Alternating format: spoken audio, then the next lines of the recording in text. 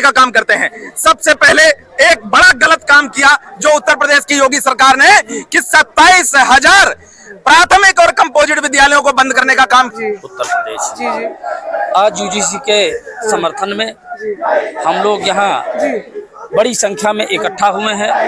पूरे देश के कोने कोने से सारे उनके केस रद्द हो जाते हैं। तो यूजीसी समर्थन में अगर बिल लाया गया था, ये कौन सी सोची समझी रणनीति थी जिसके तहत सुप्रीम कोर्ट से, चूंकि चुनाव आयोग से लेकर के हाई कोर्ट, सुप्रीम कोर्ट, सारे उनके जज बैठाए जा रहे हैं और जज की नियुक्ति होने के बाद भारतीय जनता पार्टी के टॉप नेताओं के साथ उनके परिवार की फोटो होती है और उनके पारिवारिक कार्यक्रमों में, जो जजों के कार्यक्रमों में भारतीय जनता पार्टी के प्रधानमंत्री से लेकर गृह मंत्री से लेकर के जो राष्ट्रीय अध्यक्ष हैं, टॉप नेता है भारतीय जनता पार्टी के, वो सारे परिवार में शामिल हो रहे। इसका मतलब है कि वो एक न्याय देने वाले जज नहीं है, वो भारतीय जनता पार्टी के इशारे पर काम करने वाले हैं, न कि उनको न्याय का देवता कहा जाएगा, क्योंकि न्याय भारतीय जनता पार्टी की सरकार में पूरी तरह खत्म हो चुका है। बाबा साहब का संविधान पूरा कुचल दिया गया है।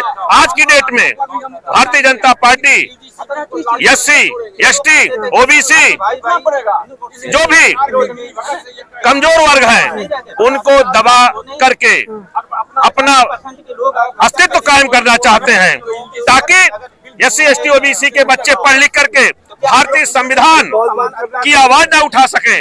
और इसीलिए आज की डेट में, चाहे वो उत्तर प्रदेश हो, चाहे हमने कहा था एक डॉक्टर अंबेडकर खत्म होगा, एक डॉक्टर अंबेडकर नहीं रहेगा, लेकिन लाखों अंबेडकर पैदा होंगे। ये जितने संविधान की रक्षा के लिए बात करने वाले हैं, ये बाबा साहब का था। इसलिए कह रहे हैं माननीय स्वामी प्रसाद मौर्य जी, जो कानून की लड़ाई, हक और अधिकार की लड़ाई लड़ रहे हैं, इसलिए मैं दे रहा हूं और ये दे नहीं रहा हूं, ये उसके हकदार हैं।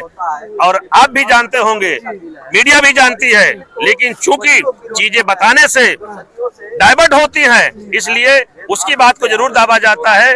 आज के इस सरकार के सिस्टम में जिसकी आवाज कानून के रखवाले के रूप में आती है, वो है माननीय स्वामी प्रसाद मौर्य जी। क्या नाम है? सज्जन गुप्ता, एडवोकेट सज्जन गुप्ता, पटौना कुशीनगर से रहने वाले हैं। क्या लगता है यूसी वापस ले पाएंगे? यूसी वापस लेना ही पड़ेगा केंद्र सरकार को, आज नहीं तो कल। ये जो आंदोलन पूरे देश में यूसी बिल को लेके दलित, पिछड़ा और अन्य अल्पसंख्यक समाज जो कर रहा है, इसको देखते हुए पूरे केंद्र सरकार को आज नहीं तो कल यूसी बिल को लागू करना ही पड़ेगा। मुकेश कुमार कनौजिया। तो सर, कैसे बिल के समर्थन में आए, क्या लगता है वापस ले पाएंगे? जरूर ले पाएंगे। हम लोग जब लगे हैं, सारी जनता लगी है इस पक्ष में कि कानून यूनिवर्सिटी जो है लागू किया जाए, तो सही है, इसको लागू किया जाए। इसमें दिक्कत क्या है लोगों को, और जिसको दिक्कत है वो चीज बताएं। लेकिन बात यह है तो कि सुप्रीम कोर्ट ने इतनी जल्दी इस पे स्टे लगा दी, लेकिन अभी तक बहुत सारे कानून आए, इतनी जल्दी जल्दबाजी नहीं की गई। मतलब जल्दबाजी नहीं की गई, लेकिन उनको उनका फर्ज क्या होता है, उनका कार्य क्या होता है, उनको इस चीज को जो है लागू करना चाहिए। और जो हमारे मंत्री जी हैं, महासचिव किसान मोर्चा आज यहाँ पे अपनी जनता पार्टी के आह्वान पर, माननीय स्वामी प्रसाद मौर्य जी के आह्वान पर यहाँ जंतर मंतर पे हूँ। आज मुझे ये कहना है कि एकमात्र नेता हमारे उत्तर प्रदेश के स्वामी प्रसाद मौर्य जी हैं। जब कोई गलत कदम उठाती है उत्तर प्रदेश की सरकार, तो वो आकर के उसका मुकाबला कर किया, जिसका सबसे पहले विरोध अगर कोई किया तो शेरे भारत माननीय स्वामी प्रसाद मौर्य ने किया। उनका यह कहना है कि जिन स्कूलों को आप बंद कर रहे हो और ये कह रहे हो कि इन स्कूलों में बच्चों की संख्या कम है, अपनी खामी देखिए कि बच्चे कम क्यों हैं। वहां पर टीचरों की तादाद तो है, 10 टीचर है, 4 को आपने बीएलओ की ड्यूटी में लगा दिया, 4 को आपने परीक्षा की ड्यूटी में लगा दिया, 2 टीचर वहां पढ़ाने के लिए जा रहे हैं और उनके ऊपर इतना लोड है कक्षा 1 से लेकर 8 तक, वो कैसे पढ़ा पाएंगे? स्कूल में कौन आदमी अपने बच्चों को भेजेगा? जो दलित होगा, जो पिछड़ा होगा, जो अनुसूचित जात का होगा, जो गरीब आदमी होगा, जिसके पास कोई सहारा नहीं होगा, ऐसे लोग ही अपने बच्चों को। यहाँ पर भी असमानता है। यहाँ पर यूजीसी के मुद्दे पे हम लोग आए हैं।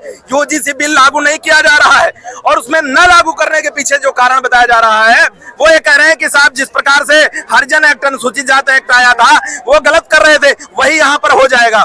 ये बिल्कुल झूठ बात है, ये बेईमानी है। आप लिस्ट उठाकर देख लीजिए, अधिकारियों का चयन हो रहा है, IAS PCS बन रहे। जब कभी इंटरव्यू की बात आती है एक ही बात कहते हैं, नॉट फाउंड सुटेबल, यानी कि ये अनुसूचित जाति के होने के नाते सुटेबल नहीं है, जो पिछड़ी जाति के हैं इसलिए सुटेबल नहीं है। योग्यता है, सब जगह पास करके आ गया, लेकिन इंटरव्यू में फेल हो गया। हमारा राज हमारा यही चलेगा, यही चलेगा।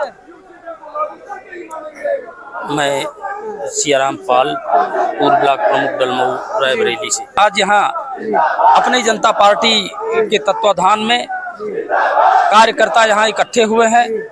UGC बिल एक ऐसा बिल है जिससे SC और OBC के बच्चों का भविष्य उज्जवल हो सकता है। उनके साथ होने वाले अन्याय और अत्याचार से उन्हें मुक्ति मिल सकती है।